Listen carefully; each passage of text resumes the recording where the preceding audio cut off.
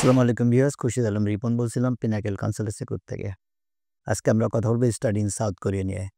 Specially আজকে কথা বলবো যে সাউথ কোরিয়ার ই-ভিসা, যেটি আসলে নরমালি বাংলাদেশ থেকে কিন্তু এখন কোরিয়ান এম্বাসিতে কেউ ফাইল সাবমিট করে থাকেন বা আ লাস্ট ইনটেকে যদি খেয়াল করেন দেখবেন যে এমবাসি থেকে কিন্তু ভিসার রেশিও অনেক কম। বাট সাউথ কোরিয়ার ই-ভিসা যেটি, সেটি আসে ওদের ইমিগ্রেশন থেকে। সো ইমিগ্রেশন থেকে স্টিল নাও ভিসা রেশিও হচ্ছে 90% এর উপরে। এখন জানি যে আসলে সাউথ কোরিয়ার ই-ভিসা কাদের জন্য দিচ্ছে? শুধু মাস্টার্স অ্যাপ্লিকেন্টের জন্য ই-ভিসা ওরা দিচ্ছে আরকি। বেশ কিছু ইউনিভার্সিটি আছে যারা মাস্টার্সের জন্য ই-ভিসা দিচ্ছে। ই-ভিসা যেটা দিচ্ছে, এই অ্যাডমিশনের জন্য রিকোয়ারমেন্টস হচ্ছে যেকোনো সাবজেক্টের আপনি ব্যাচেলর করা থাকলে হবে। কিন্তু সিজিপিএটা খুব ম্যাটার করে।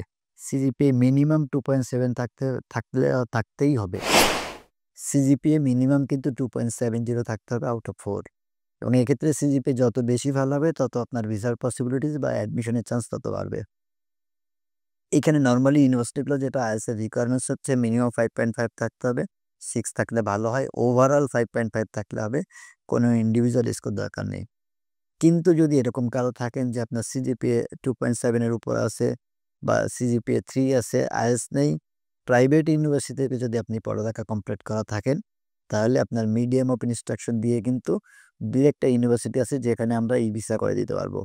সো যদি কোনো এরকম কোনো স্টুডেন্ট থাকেন যে আপনার প্রাইভেট ইউনিভার্সিটি থেকে বিবিএ হোক, কম্পিউটার সায়েন্স হোক, যেকোনো সাবজেক্টে পাস করা আছেন এবং আপনার সিজিপিএটি 2.70 বা 3 আপ আছে, তাহলে কিন্তু আইএলটিএস এর জন্য ওয়েট না করে আপনি কিন্তু দ্রুত আমাদের সাথে যোগাযোগ করতে পারেন। নেক্সট যে ইনটেক আছে, নেক্সট ইমিডিয়েট ইনটেকটা হচ্ছে মার্চ ইনটেক।